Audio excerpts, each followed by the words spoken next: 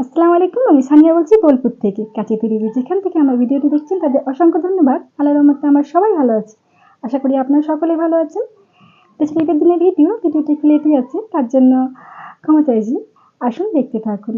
ঈদের দিন সকালে আব্বুর চলেছে নামাজ পড়তে ঈদগাহ, আর তার জন্যে বাবা ছেলেতে গাড়িতে চড়ছে।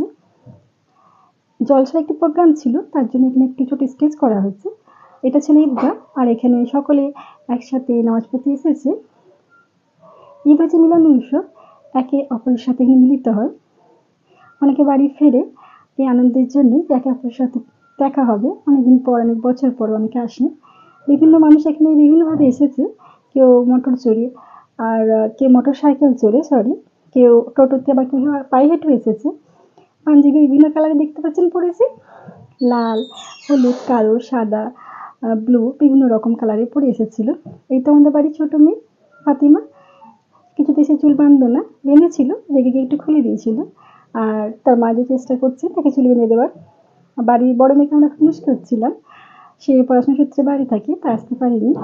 ইনশাল্লাহ একদিন সকলে একসাথে ঈদ করবো, এটা আশা রাখি।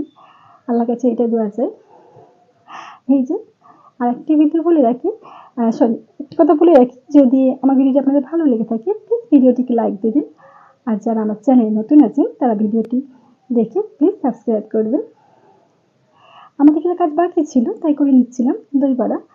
আর চেষ্টা করছিলাম আয়ন বাড়ি ফেরার আগে এটা করে দিই। আর এই যে দেখতে পাচ্ছেন, খুব চটপট চেষ্টা করছি। আর তাড়াহুড়োর মধ্যে বড় হাতাটা ব্যবহার করছি। পাশে ছোট আছে, তার সত্ত্বেও থাকা সত্ত্বেও তার হতে যেটা হয়, চেষ্টা করছিলাম চটপট হয়ে যায়। আল্লাহর মতো হয়ে গিয়েছিল। আর আর অপর দিকে আমি দুধটা একটু বসে নিচ্ছিলাম পায়েসের জন্য, যেন তাড়াতাড়ি হয়ে যায়। দেখতে পাচ্ছি। আর এরপর আমার স্টুডেন্টরা চলে এসেছিল, যাকে পাপা ওকে বাড়ি বলে। রাজকন্যা বাবাদের, মায়েদের সকলেরই, নাজমিন, নাসরিন, আর এটা ছিল আফরিন। শৈশবে কত আনন্দ, একে অপরের সাথে দেখা করতে এসছে আন্টির বাড়িতে।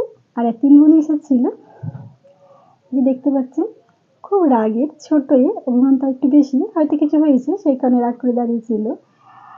আর এই যে এরাও 2 ভাই বোন, এরাও এসেছে, বৃষ্টি, সৈয়দ, নাজমিন। মারা সুন্দরভাবে সাজিয়ে দিয়েছে, আর ছেলেমেয়েরা চলে পড়েছে একটু আনন্দ করতে। শাহির এসেছিল ওর আব্বু মায়ের সাথে সন্ধ্যার দিকে দেখা করতে। মেয়েটি খুব মিষ্টি, নাম হচ্ছে মাহিরা। আয়নকে আমাকে আইসক্রিম দিতে এসেছে, বানকা সত্ত্বেও নিয়ে এসেছিল। এটা ছিল নিশা দেখা করতে এসেছিল। আসলে ঈদের আনন্দ বিয়ের আগে আমার একটু বেশি হয়, কারণ আমি ঈদের দিন নিজের বাড়িতে খুব মিস করি। একে অপরের সঙ্গে দেখা করা, থাকা, এটা খুবই ভালো লাগে। আর এটা ছিল আমার বড় জায়ের বাড়ি। বড় জা, মেজো জা সবার সাথে ঈদের দেখা করেছিল বলে কথা, না গেলে তো হয় না। আর এই যে বড় জায়ের হাতের তৈরি রসমালাই খেয়েছিলাম, খুবই ভালো লেগেছিল। এরপর আমি মেজো জায়ের বাড়ি গিয়েছিলাম, সেখানে ভিডিওটা করা হয়নি। উনি ডেজার্ট দিয়েছিলেন, সেটাও খেতে খুব ভালো ছিল। এরপর আমার সেজে মামা শ্বশুর বাড়ি চলে এসেছিলাম, সবই পাশাপাশি, তাই সম্ভব হয়েছে চটপট করে যেয়ে আসাটা। এটা সন্ধ্যার দিকে ছিল। নাচরবান্দা, তাই একটু অল্প করে খেয়ে নিয়েছিলাম। আর বলতে বলে একটি জায়গা আছে আমাদের এখানে, যেখানে বাচ্চাদের আনন্দের জন্য কিছু ব্যবস্থা করা হয়, চড়ার কিছু থাকে, নাগরদোলনা থাকে, জাম্পিং থাকে, সবাই এখানে আনন্দ করছে। আমরা আয়নাবাবুকে বলেছিলাম একটু যেন আনন্দ করে, কারণ এইসব দিনগুলো ফিরে আসে না, শৈশবের দিন আর ফিরে আসে না। বড় হয়ে যায়, দেখা যায় ঠিকই, কিন্তু আনন্দগুলো আর করা যায় না সেভাবে।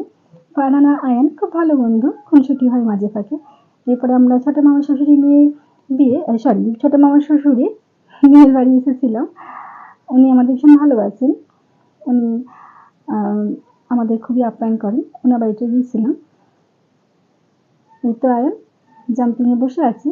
আয়না বলছে একটু ভয় খাচ্ছিল, যা বাচ্চারা জাম্প করছিল।